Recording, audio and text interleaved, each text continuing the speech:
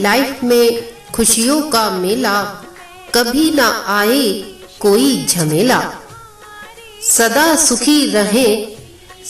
सुखी रहे आपका बसेरा। Wish you happy Dussehra.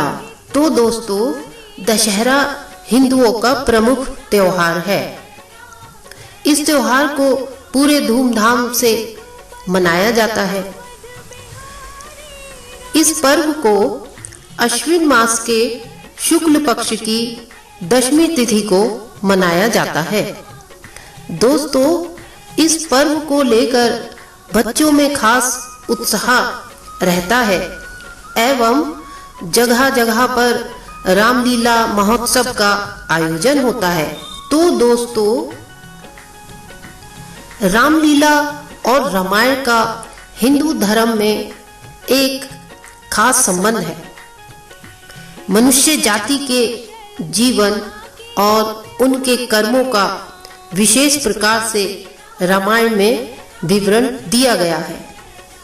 इसमें भगवान राम और देवी सीता के जन्म एवं जीवन यात्रा का वर्णन है। हम में से अधिकांश लोगों को रामायण की कहानी पता है, लेकिन इस महाकाव्य से जुड़े कुछ ऐसे भी रहस्य हैं जिनके बारे में हमें जानकारी ही नहीं है। तो दोस्तों, आज हम आपके सामने रामायण से जुड़े कुछ रहस्यों के बारे में आपको बताएंगे और इसमें हमारा सहयोग करेंगी हमारी स्वरांजलि सखियां। तो सबसे पहले दोस्तों, मैं आरती आपको बताना चाहती हूँ कि रामायण के हर 1000 श्लोक के बाद आने वाले पहले अक्षर से गायत्री मंत्र बनता है। गायत्री मंत्र में 24 अक्षर होते हैं और वाल्मीकि रामायण में 24,000 श्लोक हैं। रामायण के हर 1000 श्लोक के बाद आने वाले पहले अक्षर से गायत्री मंत्र बनता है। यह मंत्र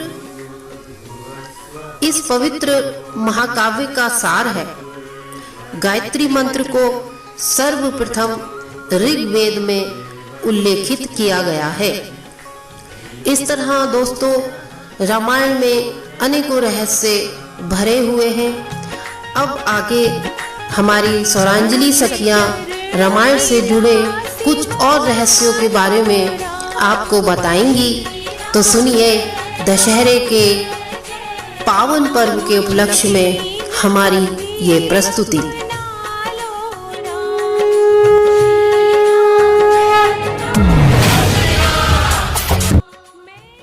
दोस्तों, रामायण महाकाव्य के रहस्यों में से क्या आपने सुना है? राम विष्णु के अवतार हैं, लेकिन उनके अन्य भाई किसके अवतार थे? राम को भगवान विष्णु का अवतार माना जाता है, लेकिन आपको पता है कि उनके अन्य भाई किसके अवतार थे?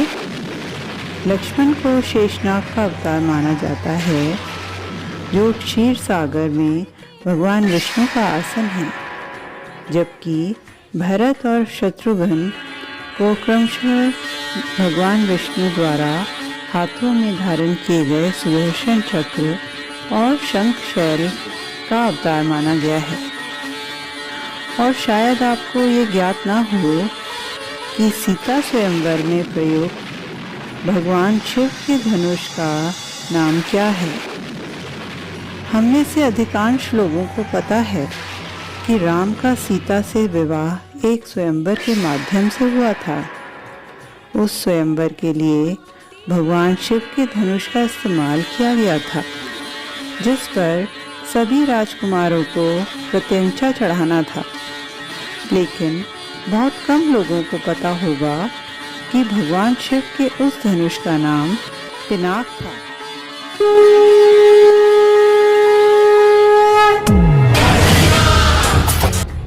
दोस्तों, रामायण महाकाव्य के रहस्यों से क्या आपने सुना है?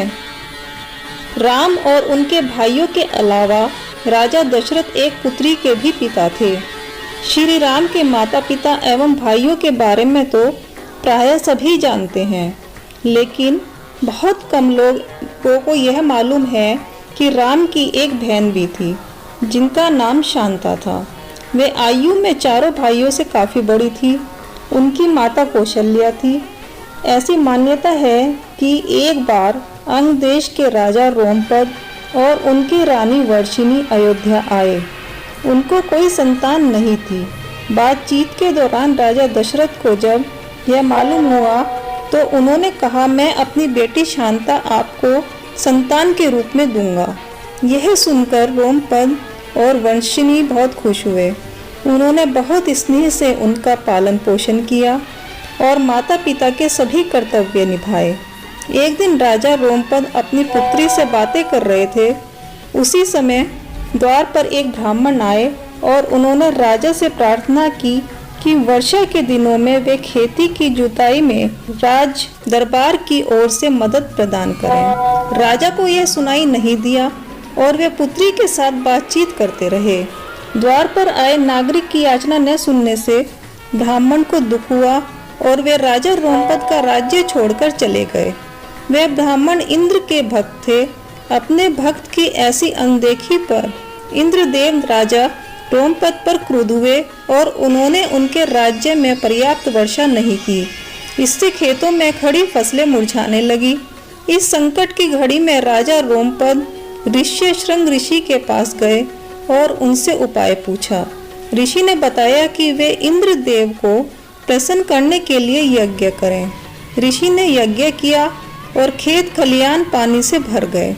इसके बाद ऋष्यशृंग ऋषि का विवाह शांता से हो गया और वे सुखपूर्वक रहने लगे। बाद में ऋष्यशृंग ने ही दशरथ की पुत्र कामना के लिए पुत्र कामोष्ठी यज्ञ कराया। जिस स्थान पर उन्होंने ये यज्ञ करवाया था वह अयोध्या से लगभग 39 किलोमीटर पूर्व में था और वहाँ आज भी उनका आश्रम है।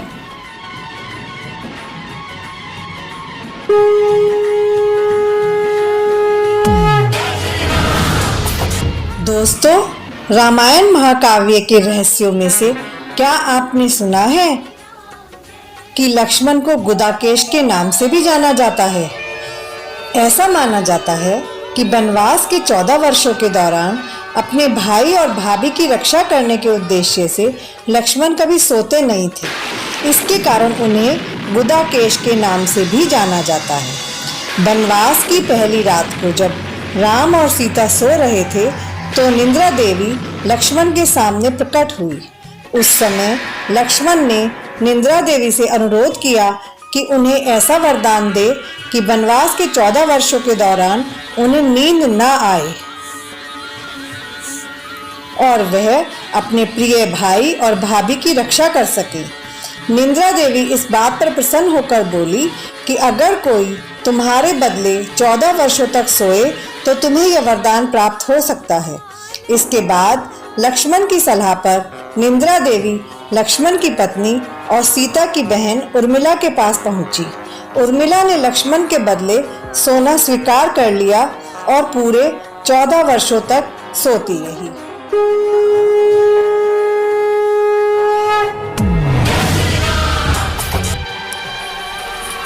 दोस्तों, रामायण महाकाव्य के रहस्यों में से क्या आपने सुना है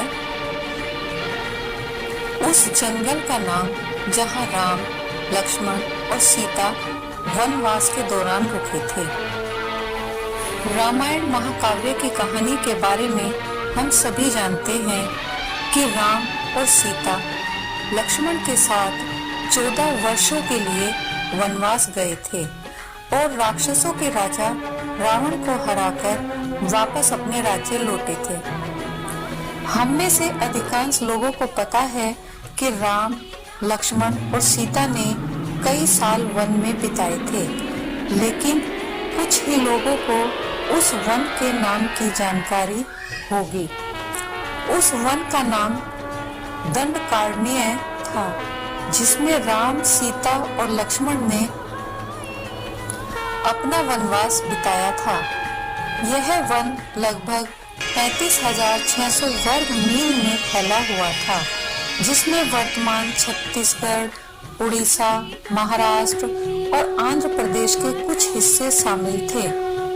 उस समय यह वन सबसे भयंकर राक्षसों का घर माना जाता था, इसलिए इसका नाम दंडकारण्य था, जहाँ दंड का अर्थ सजा देना और अरण्य का अर्थ वन है।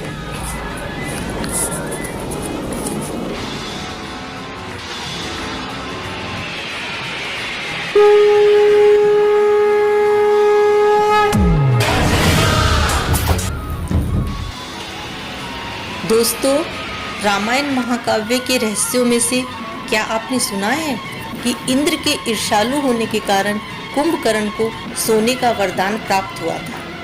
रामायण में एक दिलचस्प कहानी हमेशा सोने वाले कुंभकर्ण की है। कुंभकर्ण रामायण के एक प्रमुख पात्र का नाम है।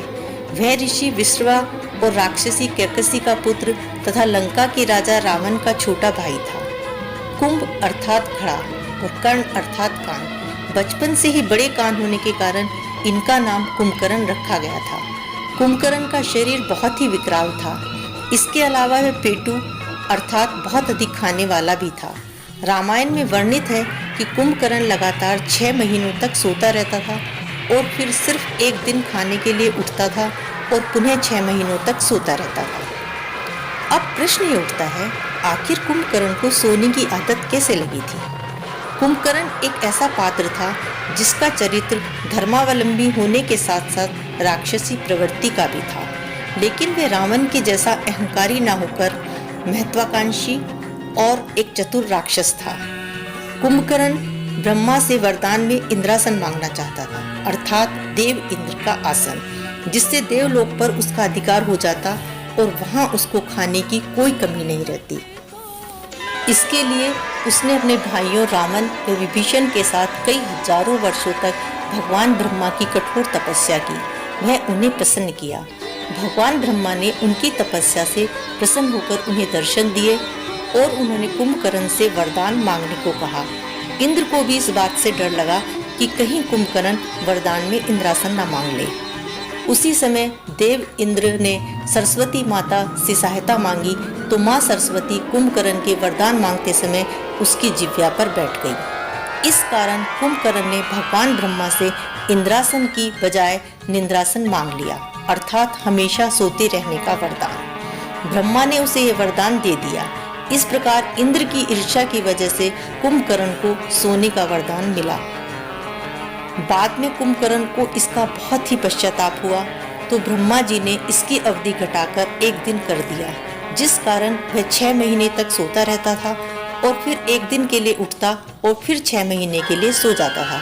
लेकिन जब वह जागता था उस दिन बहुत सारा भोजन करता, नृत्य देखता, मदिरा पीता और फिर से 6 महीने के लिए सो जाता था।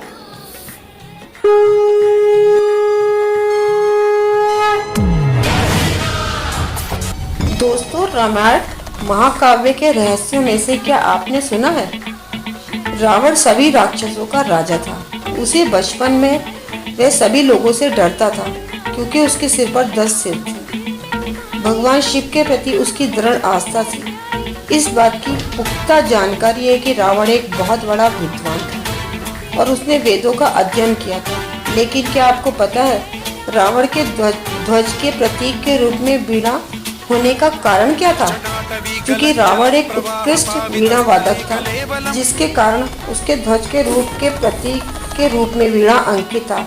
हालांकि रावण इस कला को ज्यादा तवज्जो नहीं देता था, लेकिन उसे यह यंत्र बजाना पसंद था।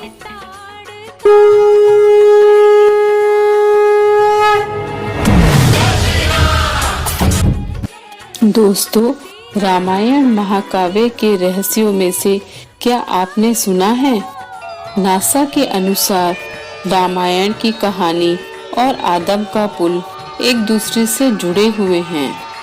रामायण की कहानी के अंतिम चरण में वर्णित है कि राम और लक्ष्मण ने वानर सेना की मदद से लंका पर विजय प्राप्त करने के लिए एक पुल का निर्माण किया था। ऐसा माना जाता है कि यह कहानी लगभग 17,50,000 साल पहले की है।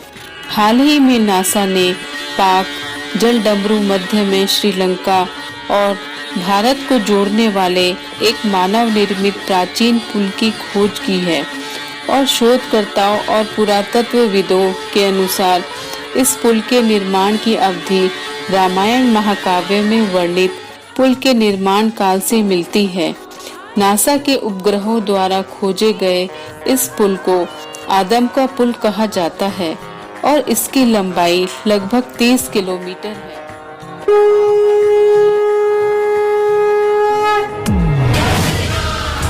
दोस्तों, रामायण महाकाव्य के रहस्यों में से क्या आपने सुना है?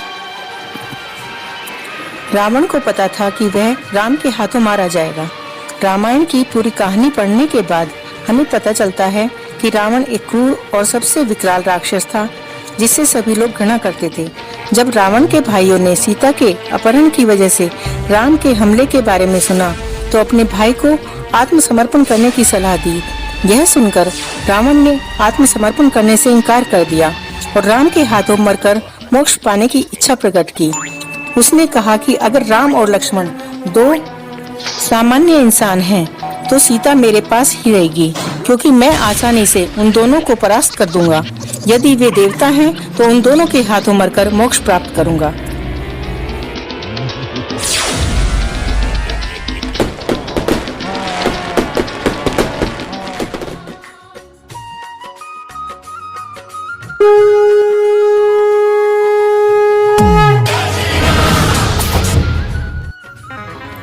दोस्तों, क्या आपको पता है राम ने सरयू नदी में डुबकी लगाकर पृथ्वी लोक का परित्याग कर दिया था।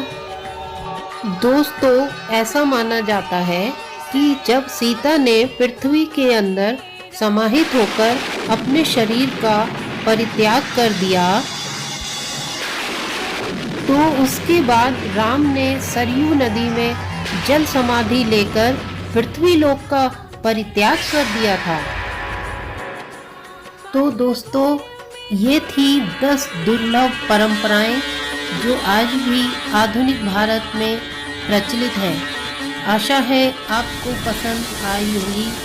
आप सभी को दशहरे की बहुत बहुत शुभ